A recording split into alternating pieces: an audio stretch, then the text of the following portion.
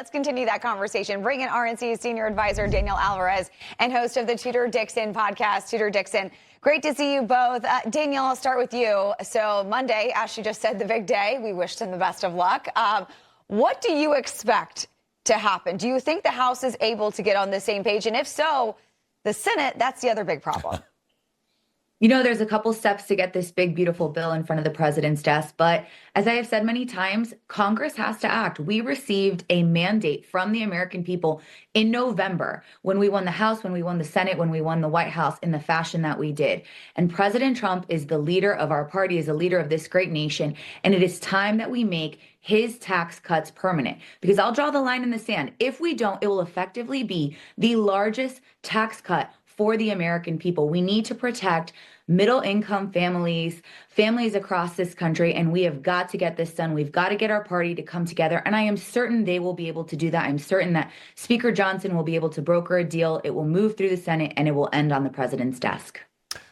All right, Tudor. Well, I don't usually disagree with Danielle, but I am going to. It seems like a really big lift to get this done by next week, which is the 1 week from today, which is the Speaker's deadline.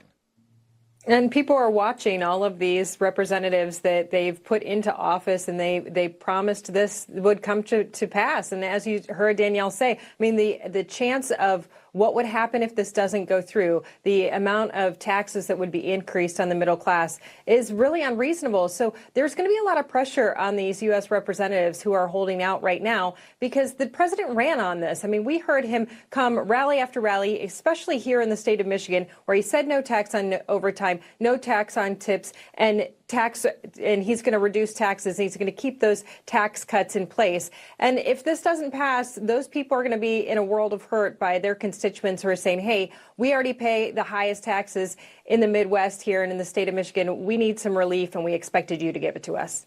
Yeah, absolutely. I want to move over to Donald Trump's Middle East trip. The deals keep on coming, right? So Trump agreeing with UAE just yesterday on the partnership that will see the two nations collaborate on a massive 10 square mile, 5 gigawatt AI data center. That was just one of many deals we saw, basically bringing more than $1 trillion in investments to America. And what that translates as, Danielle, is American jobs. We're talking about hundreds of thousands of new jobs that will be created. What's your biggest takeaway from this week's trip?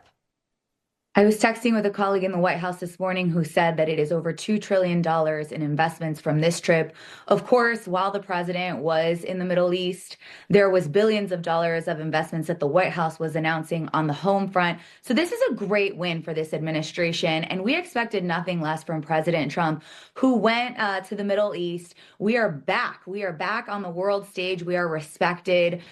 We are working well with other nations. We hope to bring the same type of peace and collaboration as we had in the president's first term when he was in office as 45, in the second term as 47. I think it was a huge win for this administration, and Americans should absolutely be celebrating again. Over $2 trillion in commitments from this trip that the president took to the Middle East.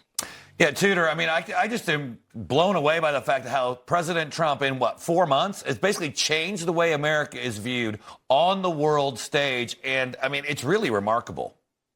Well, even Democrats are saying that they are surprised by how much America has changed for the positive. We've heard top Democrats come out and say, look, what he's been able to do in the Middle East in the past week has been striking. The amount of the speed in which he has been working, but also just his understanding of the culture, his understanding of the deals, his understanding of sitting down with these people. This is a president who is extremely intelligent and understands, not only intelligent when it comes to just standard intelligence, but also intelligent when it comes to dealing with people and dealing with different cultures. This has been a miracle trip compared to what we saw with Joe Biden. And we even have some of these top Democrats coming out and saying, well, it's amazing what you can do when you're not dealing with someone who's brain dead. I mean, that is a shocking admission.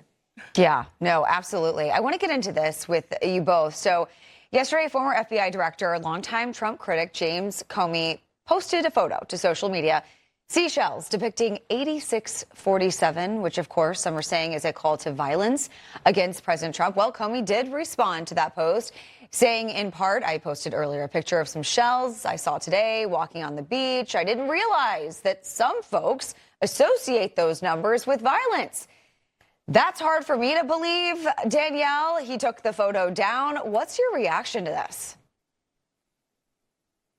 I'll go ahead and call BS on that. I mean, it is very clear what that photo is. As the former FBI director, he should absolutely know better. That is not appropriate. Calling violence against the president of the United States cannot happen. He should be ashamed of himself. Yeah. Tudor, I mean, come on. You were the top law enforcement official for 10 years. It's not the first time, though. Gretchen Whitmer, the governor of Michigan, she had that in the back of her shot when she used to do TV hits when he was 45. She had 86-45. This is a common theme with the Democrats. They are threatening the president on a regular basis. And at some point, law enforcement needs to hold them accountable so that this will stop, because it is calling out for dangerous threats against the president. It could end in disaster. We've already seen him have 2 assassination attempts against his life, and they should be held accountable. Yeah, and we know that the Secret Service is looking into this. Current FBI Director Kash Patel posted about it yesterday, saying, yes, they are looking into this. All right, Tudor, Danielle, thank you both so much.